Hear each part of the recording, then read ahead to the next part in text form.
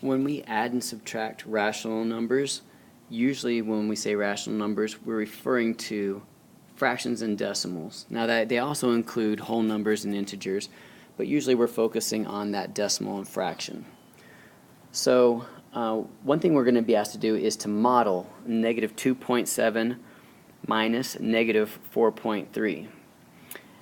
And the way we can do that, let's use a number line first. If we're going to use a number line, what kind of number line will we need? Well, we would need a number line with tenths on it. So we always go the first number. So negative 2.7 means I draw an arrow from 0 to 2.7 on the negative side and label it negative 2.7. Well, now I need to go left. Of course, I want to start from right here. And since it's subtraction, I want to go left, but I need to go left negative 4.3. And a negative means go backwards, so I'm going to go left backwards. So essentially, I'm going to end up going in that direction. And I need to go in that direction 4.3. So I'm going to count that out below. Now, to count the 4, I'll keep going to the third mark just to the right of these whole numbers. So that would be 1, 2, 3, 4.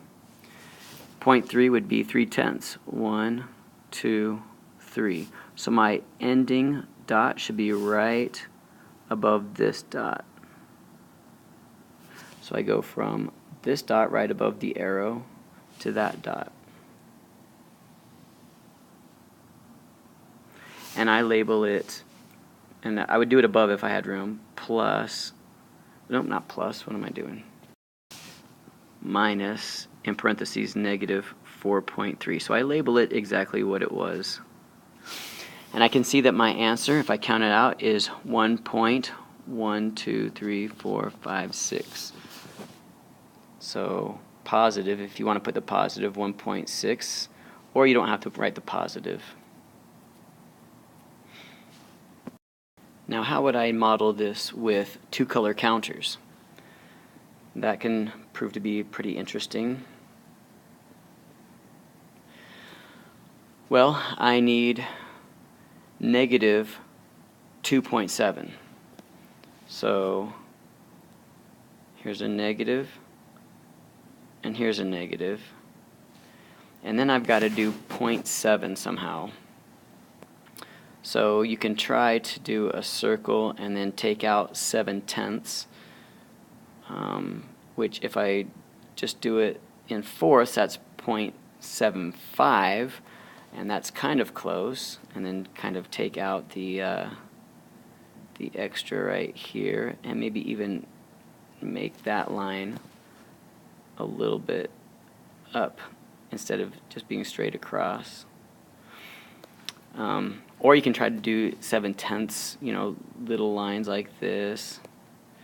But maybe the safest thing to do would be to kind of right next to it write 0.7.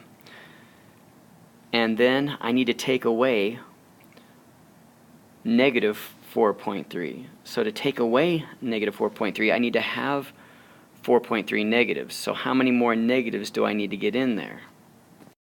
Maybe the easiest thing to do is just to go ahead and put in 4.3 negatives. Now if I put in 4.3 negatives, what else do I have to put in? 4.3 positives, because with subtraction you're only allowed to have the first number, and then you can only take away.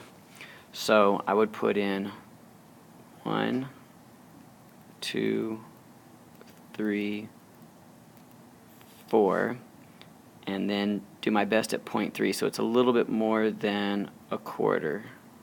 And maybe that's not too well drawn, but I'll write a little 0.3 underneath it. And then I need 1, 2, 3, 4, and again this 0.3. Now I can cancel, or I can take away the 4.3.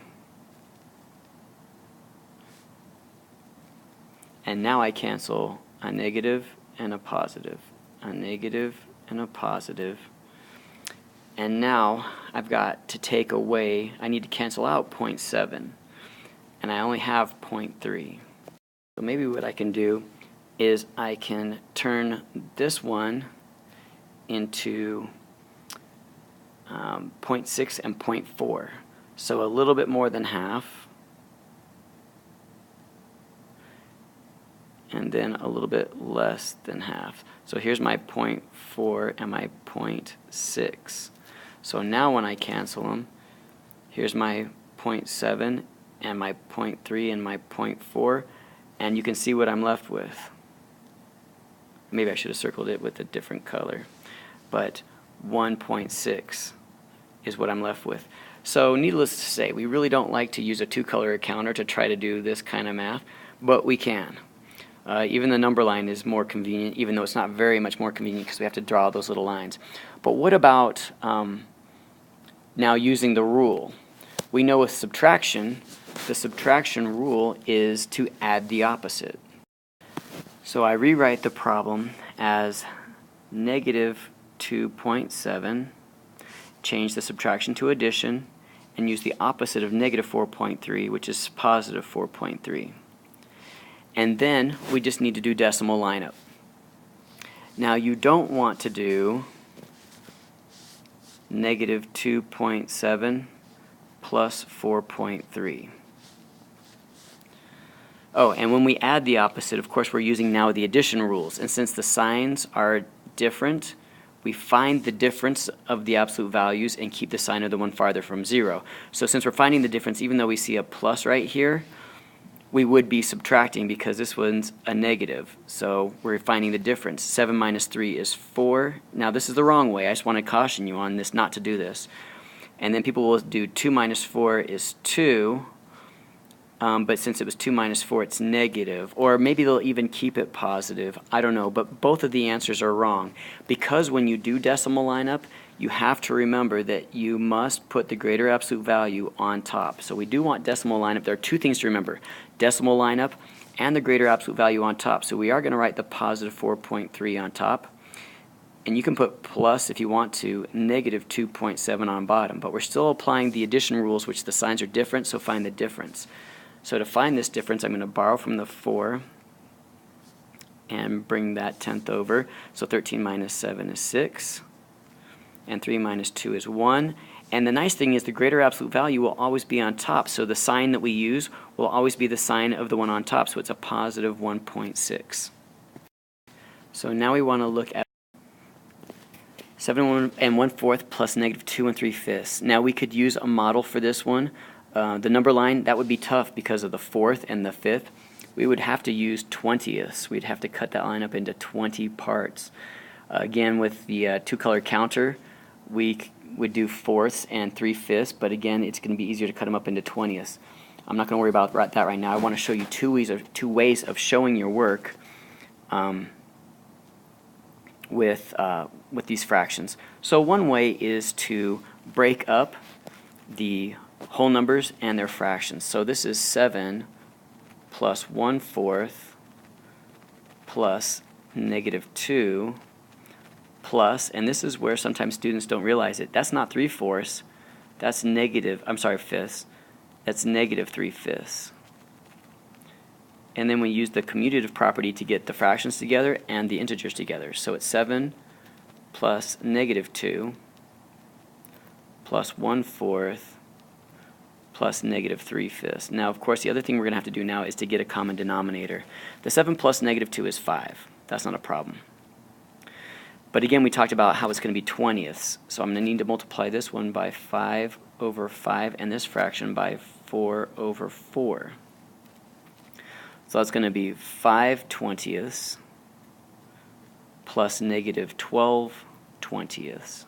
And now since they have a common denominator, I can add them together. So it's going to be 5 plus, well, since the signs are different, we find the difference, which is 7, and it's negative 7 20ths. Well, our signs are still different. It's 5 plus a negative 7 20ths. So I guess one strategy would be to turn the 5 into 4 plus 20 20ths plus negative 7 20ths. And now you can see that this, I'm kind of running out of room, would be 4 plus 13 20ths, and that is 4 and 13 20ths. The other method I actually like a little bit better, and that is to turn them into improper fractions.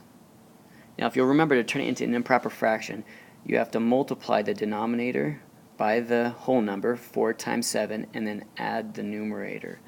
So that would be 29 fourths plus negative, we go ahead and just put that negative there, but again, it's 2 times 5, or 5 times 2, plus 3. So negative 13 fifths.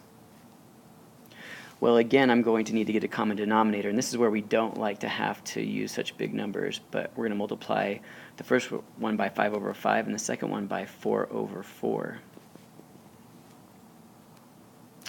And really, this is the top, the 29 times 5. You can do 30 times 5 and take a 5 back off. So that would be 150, so 145 20ths plus negative 4 times 13, you can do 4 times 12 is 48 and add another 4, so 52. Or you could have done 4 times 10, which is 40, plus 4 times 3, which is 12. 40 plus 12 is 52. And now we get the pleasure of trying to figure out the difference of 145 and 52. Well, if you want to do vertical, again, the larger absolute value on top, 145 plus negative 52. Well, since they are, one's positive, one's negative, we're going to find the difference. 5 minus 2 is 3, and 14 minus 5 is 9. So 93 20ths. And now I need to turn that into a mixed number, and it's not too difficult because I know that 20 goes into 80 4 times, well, it goes into 93 4 times, which is 80, with 13 left over 20.